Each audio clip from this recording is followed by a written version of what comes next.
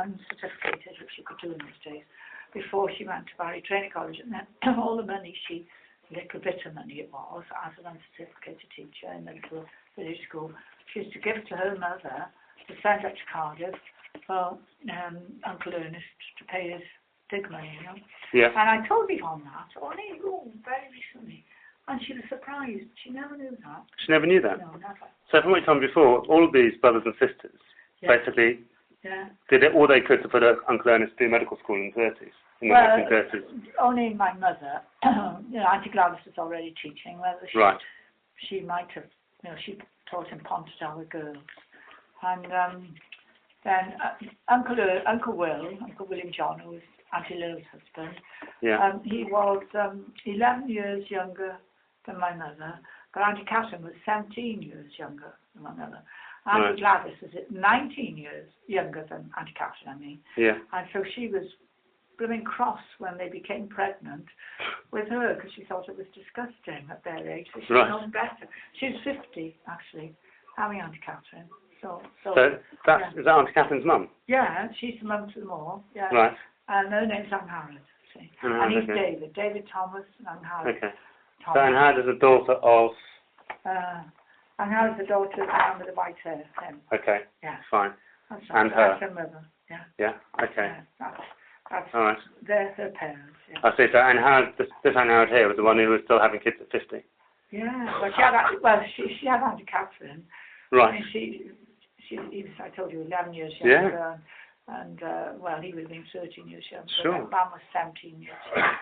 Auntie Gladys now. What you mean older? When she was in training college, by training. So she went to college in the end. So Anne Howard was obviously basically a full-time mum. And what did her husband do? Well, he left school at 13 to work in the local tin plate works. Right. And then, how it happened, I don't know, but he's a self-educated man, very, very musical indeed. And he got a job as the relieving officer for the Swansea Valley. I got this book. Okay. And he a good musician. He got offered a place in the end to sing with the Carl Rosa Opera Company. Oh, right. Yeah.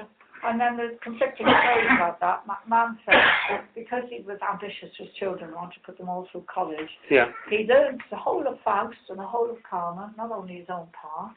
And then he chickened out because it was not, not exactly steady, but you know what I mean. I know what you mean. He wondered if he'd earn enough money to support the family.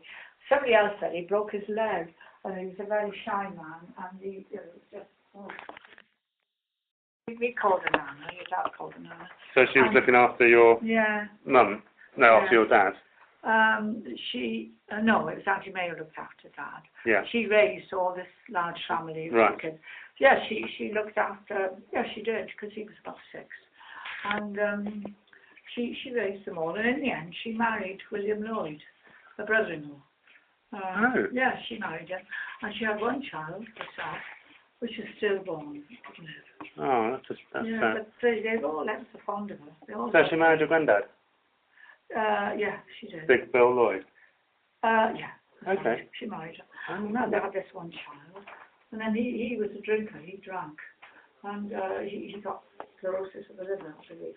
And Dad, my dad, as a young boy, used to, she used to say, go and get Dad. And he'd go to the pub at the top foot road and bring his father home.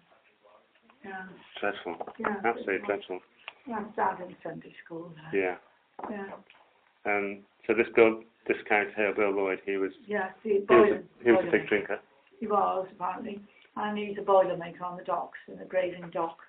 A boilermaker, which of course the docks. Dad always said that that your father would always be very scared of him, so he'd come home and he'd have done so much that your dad would literally just go running for cover as soon as he came through the door. Yeah. They never taught much, I didn't know that. They never taught much about him. They kept it very, very quiet. I think when he was a person that when he had drunk, I bet he was a violent man. I got a feeling he was. Unbearable to be around. Difficult to be around. Yeah, I imagine so. Sad. Yeah, very sad. And then she was only 38 when she died. So she was 38 when she died. Yeah. And he was about 60-something, I think.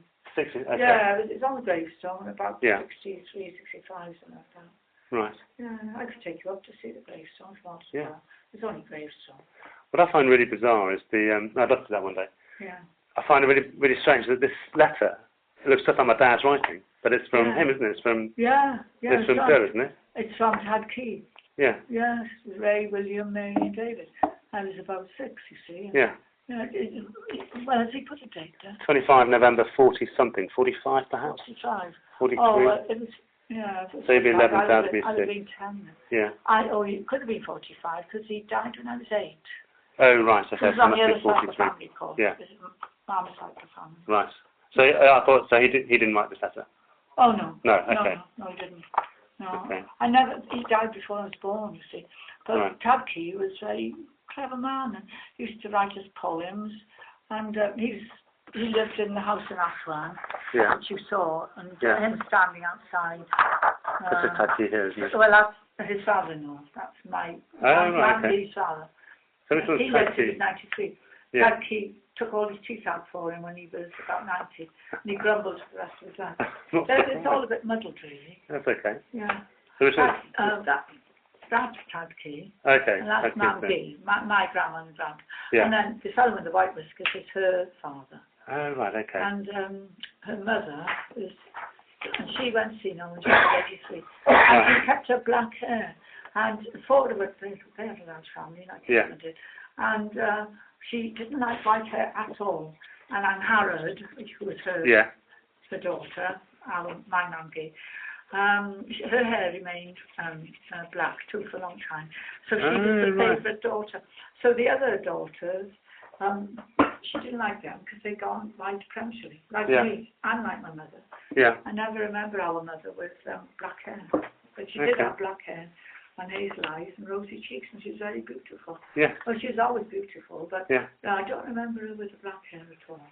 So that's she had my grandmother. Yeah, so she had her last child quite late in life, though, didn't she?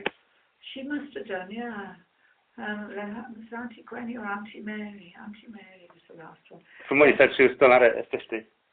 Yeah, I don't know how. I thought she was 83 when she died, and the local butcher used to take her when she was very restless, and he was the only person in the whole village who had he had a van actually. Right. He used to take her up to where she was born in Craigenhorse. Yeah. And she used to go into the church because they were church then, and so the story goes. And she'd sit in the very pew where she sat as a child.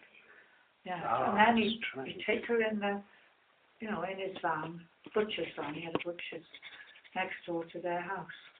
Okay. And then he'd run her back home. But then some weeks he was so busy he didn't have time. So these two were married. That's right. Yeah, for a long time. Aftwen.